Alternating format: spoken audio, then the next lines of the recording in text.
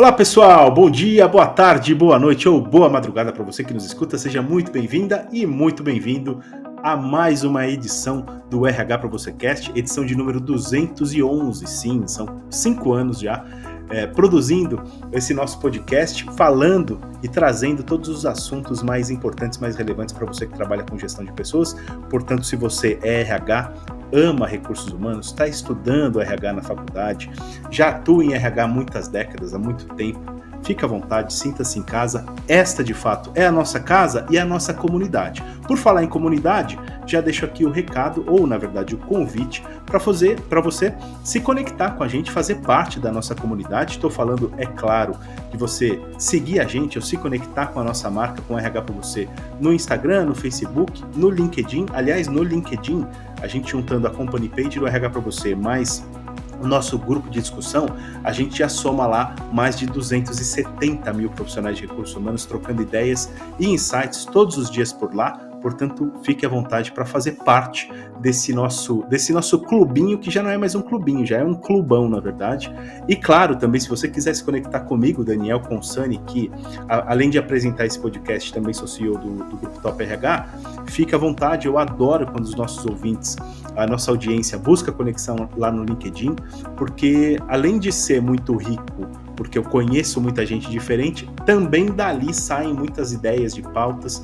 A gente já trouxe várias pautas para o nosso podcast a partir de interações ali no LinkedIn. Falo por mim e falo também pelo Bruno Piai, editor do RH para você, que vai participar do nosso episódio de hoje também. Mas antes de falar, de interagir com o Bruno pela primeira vez, eu quero apresentar para vocês a nossa primeira convidada. Vocês já sabem, já viram aí no Spotify, no aplicativo de podcasts ou no YouTube, que a gente vai falar sobre a volta do modelo presencial de trabalho e os desafios que isso tem trazido para quem é gestor de pessoas. Mas quem vai ajudar a gente a entender melhor esses desafios e vai desbravar esse tema com a gente é a Raíssa Florence, cofundadora e diretora de Growth da Coru e também colunista do RH para você, a quem eu agradeço imensamente pela participação. Tudo bem aí, Raíssa? Tudo bem, muito obrigada aqui pelo convite. É um prazer estar com o RH para você aqui nesse podcast, batendo esse papo super relevante. É um tema que não cai nunca, né? Estamos discutindo ele há muitos meses, ainda não temos uma fórmula mágica. Vai ser muito bom poder compartilhar um pouco de ideias aqui com vocês hoje. Que maravilha, privilégio contar com a sua participação, Raíssa.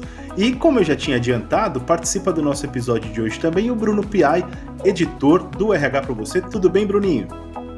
Oi, gente, tudo bem? Prazer voltar, fiquei em alguns episódios off, mas tô aqui retomando o ritmo do nosso podcast. Super prazer contar com a Raíssa que foi uma adição fantástica aí para o nosso time de colunistas este ano no RH para você. E agora a gente vai além dos textos, né, incríveis escritos por ela, a gente traz ela também para compartilhar um pouquinho essa visão que ela tem aí desse novo velho cenário de retorno ao presencial. Um assunto aí meio polêmico de certa forma, mas a gente vai destrinchar aqui da melhor forma. Então, Raíssa, prazer contar contigo. E vamos lá, gente, um ótimo episódio aí para todos nós. É isso aí, bora nessa.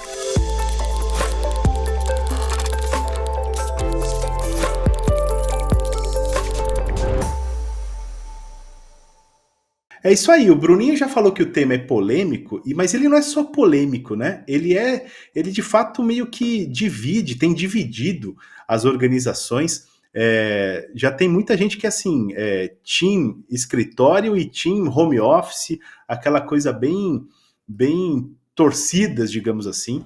E aí é claro que o RH tem um desafio extra, porque a questão do trabalho presencial ou remoto passa pela estratégia das organizações. E é claro que se conecta diretamente com os resultados e os objetivos que aquelas organizações têm. Para a gente começar esse nosso bate-papo com a Raíssa, a nossa convidada, Raíssa, eu queria te perguntar, primeiro, né, assim, aparentemente, de fato, o retorno ao presencial, ele está a todo vapor. A gente tem percebido cada vez mais oferta de vagas só para o presencial, não tem nem aquela coisa híbrida. A gente percebe, inclusive a GUP, que é uma das principais plataformas de recrutamento do país, compartilhou recentemente que tal realidade, né, que as vagas presenciais elas já superaram as de modelo híbrido de trabalho ou simplesmente à distância, online e tudo mais.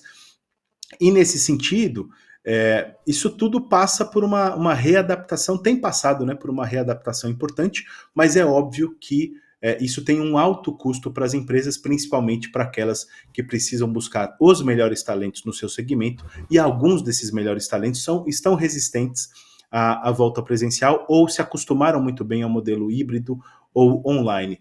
Primeiro, antes da gente entrar nas perguntas de fato que a gente preparou para a conversa contigo, como é que você tem visto esse tema nas organizações, a sua experiência em relação a tudo isso, e como o RH pode contornar esse problema ou lidar com essa questão da melhor forma no dia a dia? Perfeito. Esse tema é um tema que está passando pela boca de todos os RHs, dos gestores também. Nos últimos tempos ali, todos os gestores que eu fui encontrando, conversando, era um tema de preocupação. Mas acho que o primeiro passo aqui é a gente entender o que está por trás desse movimento, né? Quando a gente conversava ali com os líderes de RH, com os diretores, CHROs, a expectativa, né, 65%, uma pesquisa realizada pela Coru, trouxe que 65% tinham a expectativa de continuar no modelo híbrido, mais ou menos na metade do ano passado. E esse cenário mudou muito, né? Como a própria pesquisa ali trazida pela GUP, que está na linha de frente, né? Está ali, de fato, publicando as vagas, com um modelo de mais vagas presenciais do que remotas e do que híbridas. O que acontece com esse movimento? É uma desconexão entre a expectativa e a necessidade que as empresas hoje estão vendo de implementar alguns pontos que não foram tão bem adaptados ali no modelo híbrido e no modelo remoto. Quais são, né, essas expectativas do que as empresas estão voltando para esse movimento presencial? O que está por trás de tudo isso? O primeiro ponto é uma expectativa de que com o modelo presencial elas consigam ter mais colaboração e inovação mais em tempo real. Né? Há uma sensação de que teve uma letargia, uma perda de inovação, de relacionamento pelo modelo remoto, pelo modelo híbrido. Outra coisa importante é a questão da cultura, né? Então, muitos gestores colocam ali na conta do modelo híbrido e no modelo remoto a questão do desalinhamento cultural, a dificuldade de onboarding remoto. Então, esse ponto também acabou pesando muito para acontecer esse movimento ali de volta para o presencial, né? Que assim está sendo chamado. E o outro ponto é a falta de medidas de controle, né? Ainda uma insegurança da liderança em relação a entender se o seu funcionário está trabalhando mesmo, está sendo eficiente, se não está. Mas o que é isso, né? Esses 3 pontos aqui. Essa volta do presencial, ela deixa muito claro a tentativa de resolver um problema da liderança. Né? Quando a gente viu ali no momento de pandemia e pós-pandemia, né? A gente teve um desinvestimento em relação à formação e à preparação dos líderes. Então, este movimento agora que a gente vê de volta do presencial é também uma consequência de você ter lideranças que não ficaram preparadas para poder lidar com este momento agora. E não conseguiram estabelecer, né, esse ponto de como é que a gente consegue gerar, mesmo de forma remota ou de forma híbrida, essa colaboração, esse estímulo à inovação, fortalecimento de cultura, você ter os indicadores claros ali para as pessoas poderem trabalhar da onde elas estiverem, né? E o RH, nesse momento, fica pressionado. Como é que eu consigo, de fato, conseguir continuar tendo uma marca atrativa e boa, né, para que os melhores talentos queiram trabalhar comigo, mas, por outro lado, como é que eu consigo fechar esse gap que foi gerado e conseguir atingir os resultados que a empresa precisa. Então, o desafio do RH aqui é gigantesco, porque tem uma outra questão acima de tudo isso, que a gente está falando muito de volta para o presencial, mas o grande insight daqui é não pensar nisso como uma volta ao passado, mas precisa ser um novo momento, né? Voltar para o escritório não é mais default, ele é um recurso e ele precisa ser justificado para os colaboradores. Acho que esse é o grande pulo do gato dessa discussão. Maravilha, de fato, acho que assim, esses 2 pontos, tanto a questão da liderança quanto a questão do retorno é compulsório, ou seja, eu não preciso negociar, eu que determino e vai ser assim daqui para frente, eu acho que são 2 coisas que estão pegando muito de fato, Raíssa. E só para, assim, a questão da liderança em específico, quando você diz, hoje a gente provavelmente tem líderes menos preparados para lidar com isso, também é justo a gente assumir ou pensar que fazer liderança, gerir pessoas e gerir o próprio negócio ou os processos nas empresas é mais fácil, é mais cômodo no presencial do que à distância. Quer dizer, a distância traz desafios adicionais e por isso que a busca pelo presencial de novo é também um reflexo da conveniência que é o presencial, especialmente para lideranças. É assim, dá para a gente assumir isso? É uma falsa sensação de controle, né, eu diria, porque você está ali vendo o que Isso. está acontecendo. Uhum.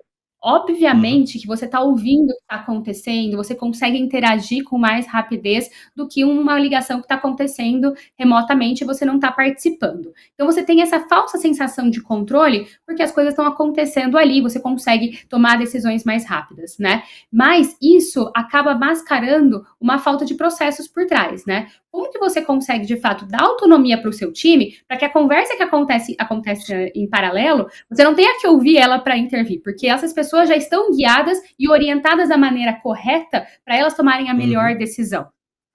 Então as lideranças acabam se sentindo mais confortáveis, porque não tiveram, e assim, não é a culpa do líder, tá? Esse que é um ponto importante. Mas eles precisam ser formados para esse modelo também, e os processos precisam ser desenhados para que isso aconteça. Porque senão é exatamente o que a gente vê. Né? Então, olha, todo mundo tem um caso de que, meu funcionário não estava trabalhando, o meu funcionário estava na praia. Todo mundo tem um caso assim para contar. É. Realmente acontecem essas situações, né? Mas por isso que é necessário que a liderança esteja preparada para atuar nesses casos, para poder trazer uma consolidação de cultura, o que é aceitável, o que não é aceitável, quais são os parâmetros que a gente vai avaliar as pessoas aqui e como é que a gente vai estimular, né, e trazer ali as pessoas a ter a sua autonomia, mas com o que a gente chama de accountability, né? Que é você se sentir responsável, você ser responsável efetivamente e ser dono do teu processo e ser dono do teu resultado.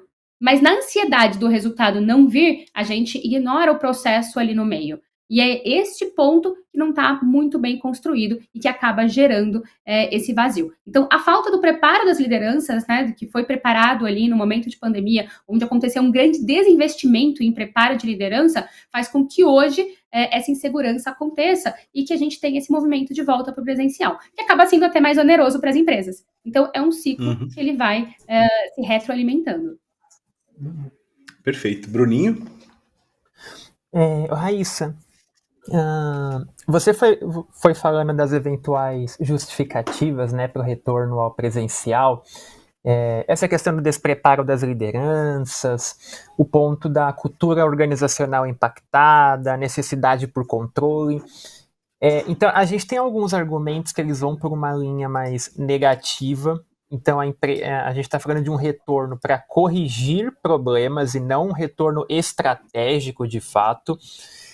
E como que eu, como colaborador, posso ser convencido disso? Como que eu já estou adaptado a uma rotina remota, a um trabalho, seja ele híbrido ou 100% à distância? Como que eu não me desmotivo a partir do momento que pode ficar essa sensação que, poxa, a gente não está voltando para o escritório, aquela rotina de trânsito, transporte público, todo aquele combo que tem junto.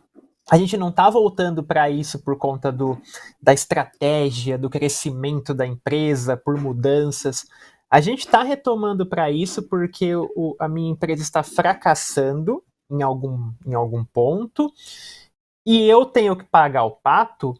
Eu estou fazendo esse questionamento porque eu vejo que há muitas pesquisas que mostram o quanto é difícil manter os talentos, o quanto é difícil engajar neste retorno, principalmente porque a gente não está falando de um cenário onde há de empresas onde não tem como ter o trabalho à distância. Se a gente está falando de um retorno, é porque essas empresas estavam até então trabalhando com algum tipo de modelo remoto.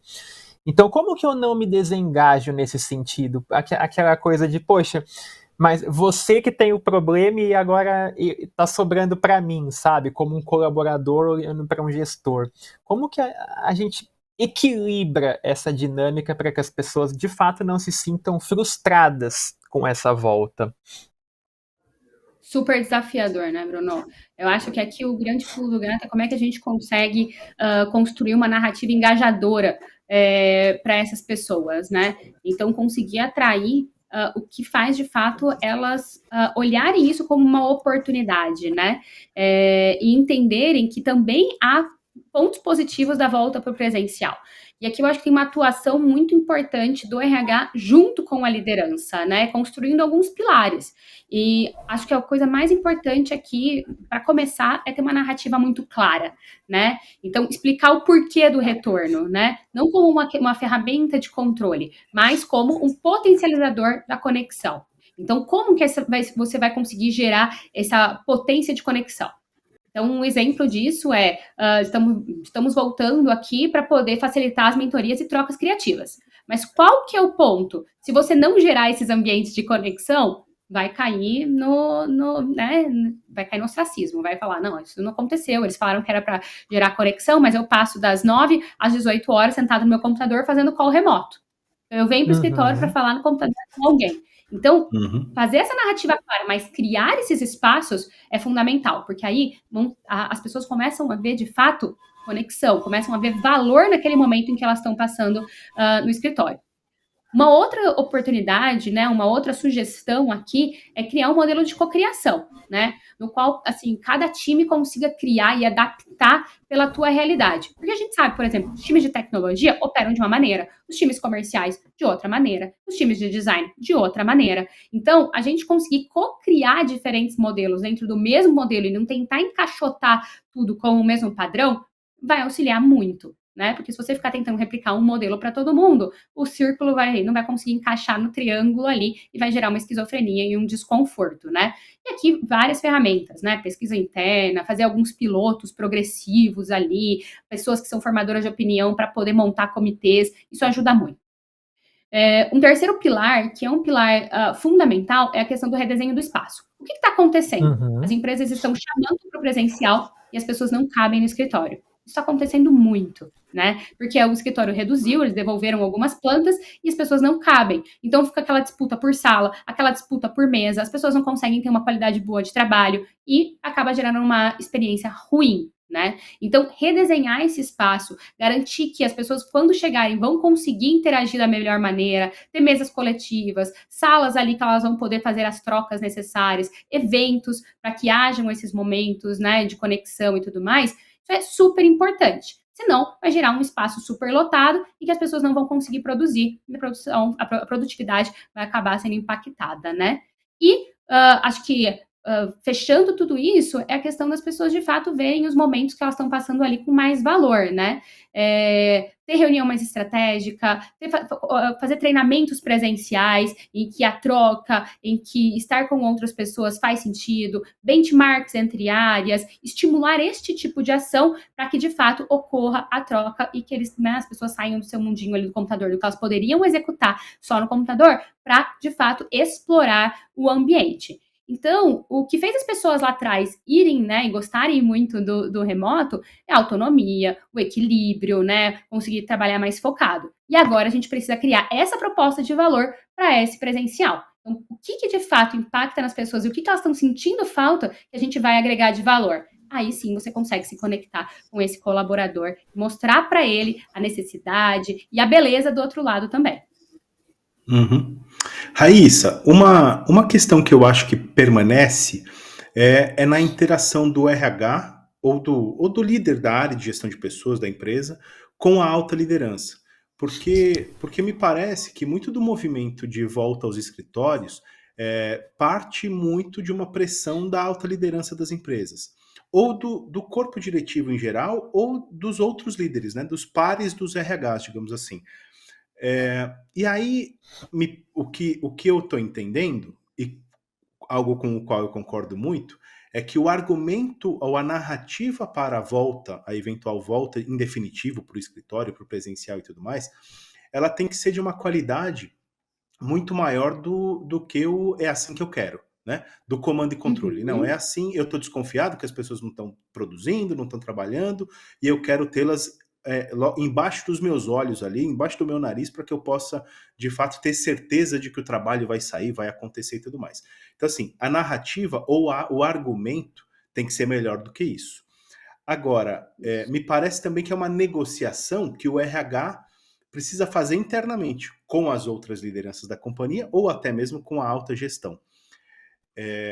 Como é que você vê esse cenário, né? Porque a gente percebe que o RH, muitas vezes, nesse trabalho de convencimento, de argumentação, acaba ficando vendido, né? Acaba ficando, é assim que o dono quer, é assim que eles acham que é melhor e ponto, acabou. Quais são os caminhos, na sua visão, para que o RH possa construir essa narrativa, não só com os profissionais, digamos assim, com o time, com o capital humano, mas principalmente com os seus pares e líderes? Perfeito. O RH que tem uma função muito forte de piloto, né? Ele vai ser basicamente a linha condutora entre as áreas de negócios e as lideranças, né? Para conseguir chegar do outro lado do rio ali de uma maneira positiva, né? Sem alto turnover, trazendo os melhores talentos e tudo mais. Então, a responsabilidade do RH aqui é de piloto. E quase sempre essa responsabilidade é zero óbvia, né? Porque o RH fica com a função ali de conseguir conciliar interesses. E aí precisa ter uma estratégia muito clara, né? O RH aqui precisa, de fato, ser muito estratégico para conseguir mostrar os diferenciais e brigar por eles. Né? Então, no momento em que você tiver, a construção da narrativa da empresa for, a gente vai de fato gerar valor para quando vocês estiverem no escritório, o RH tem que ser o guardião por de fato as ações estarem sendo criadas para gerar valor. Então, assim, vamos usar como um discurso aqui na empresa que a gente vai ter momentos de troca, o RH ser o guardião de quais são esses momentos de troca. Né? Vai ser o guardião de criar os rituais, cobrar as lideranças, capacitar as lideranças, né? Então, exigir, por exemplo, que a alta gestão invista em capacitação da liderança para que essa liderança esteja preparada. Porque a consequência de tudo isso, né, de um turnover, é muito mais onerosa para a empresa, né? Você tem uma rotatividade, tem os custos de recrutamento, custos de conseguir treinar e capacitar as pessoas até elas entregarem um resultado. Então, o RH fica com essa missão. Outra coisa importante ali é o RH ser um embaixador e conseguir alinhavar ali interesses para a construção de uma cultura de confiança, em que, mesmo no presencial, você tenha ali mais autonomia, você tenha menos microgerenciamento e que as pessoas sintam que, de fato, há valor na volta do presencial e não estão voltando só pelo microgerenciamento, né? Outra coisa que é muito importante, que é o time de marca empregadora, né, employer experience e tudo mais, é de fato conseguir mostrar esse propósito no mercado e trazer isso de uma maneira consolidada, trazer cases, para que a marca continue crescendo, né, e continue atraindo os melhores talentos, porque senão a situação fica muito difícil, né?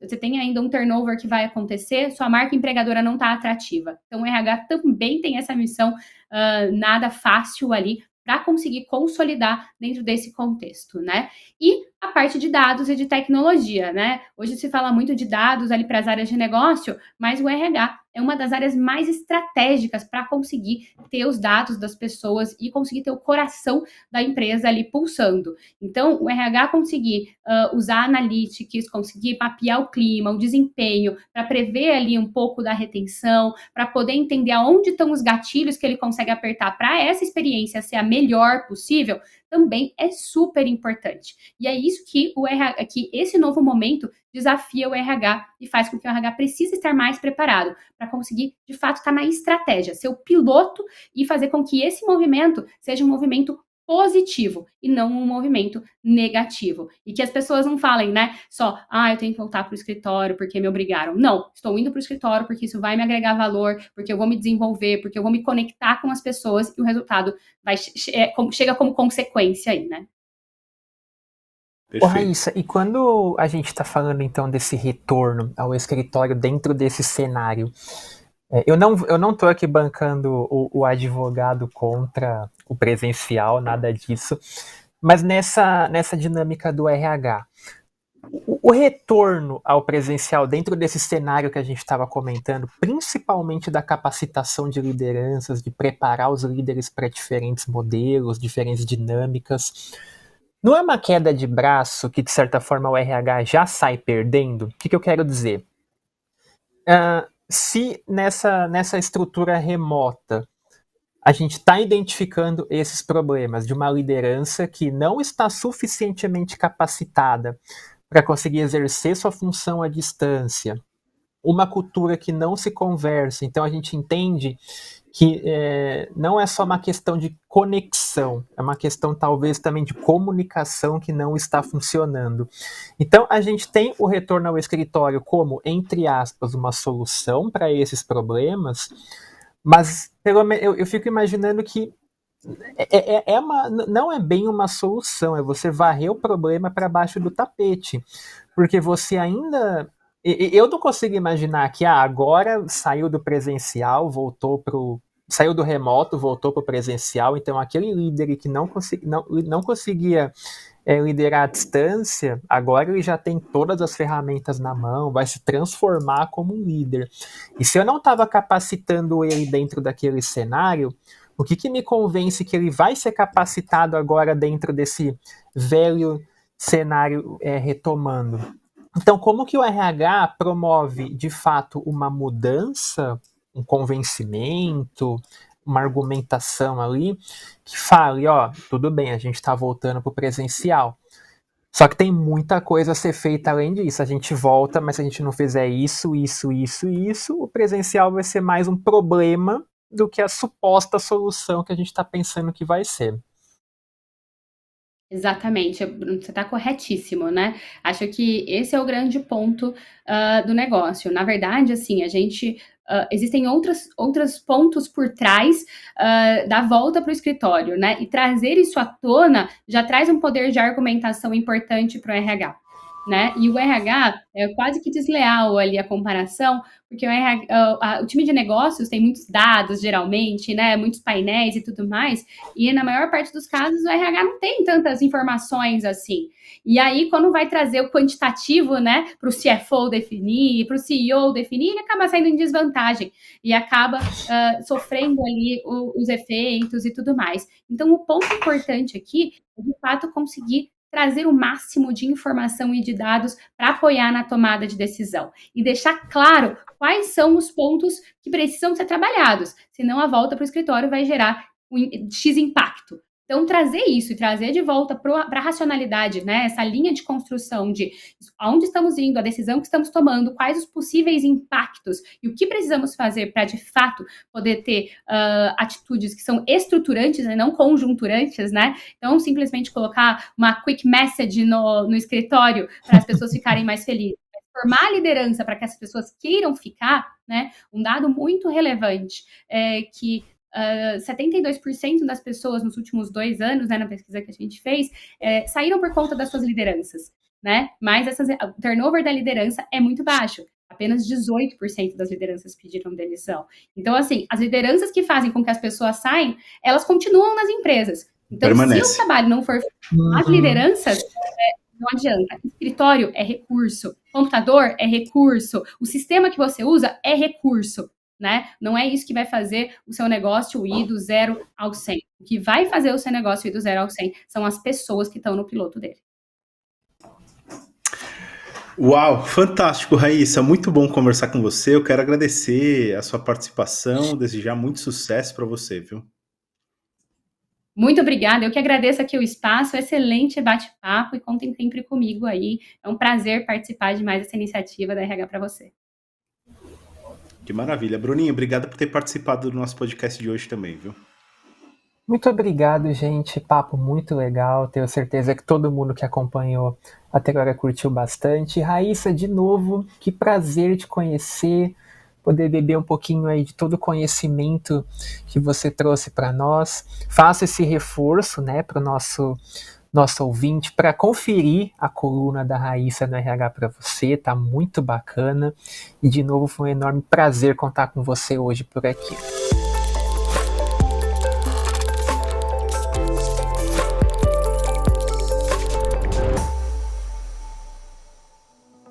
E aí, curtiram o meu bate-papo de hoje com a participação do Bruno Piai, editor do RH para você? Nós conversamos com a Raíssa Florence, cofundadora e diretora de Growth da Coru e colunista do RH para você.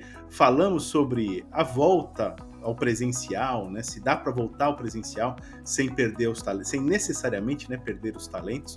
E o que a gente e assim, o grande aprendizado para mim que fica dessa conversa, dessa ótima conversa que a gente teve com a Raíssa, é de fato que o escritório é um recurso, ou seja, tem que ter um motivo para a gente voltar ou para a gente utilizar o escritório. Ele não é default, né? Não é assim, ponto, acabou. A gente de fato tem que entender que ele é um recurso e que a gente precisa ter um real motivo para que a gente volte ao presencial. Ou, se a gente não tiver esse real motivo, a gente pode, de fato, correr o risco de perder os melhores talentos. Para finalizar, quero só deixar aqui o convite para você assinar o feed do nosso podcast no Spotify, ou assinar o nosso canal do RH para você no YouTube, ou o aplicativo de podcast de sua preferência, onde quer que a gente esteja, no Apple Podcasts e etc. Porque sempre que tiver episódio novo publicado, com você assinando o feed do podcast ou se inscrevendo, a gente vai aparecer na página inicial do aplicativo, mas você sabe que a gente tem esse encontro marcado a cada 15 dias, ou seja, semana sim, semana não, segunda-feira sim, segunda-feira não, a gente tem episódio novo na área para a gente começar bem a semana e ter uma ótima quinzena. Portanto, eu desejo já uma ótima semana para você. A gente se vê no próximo episódio do RH para você. Um grande abraço e até mais.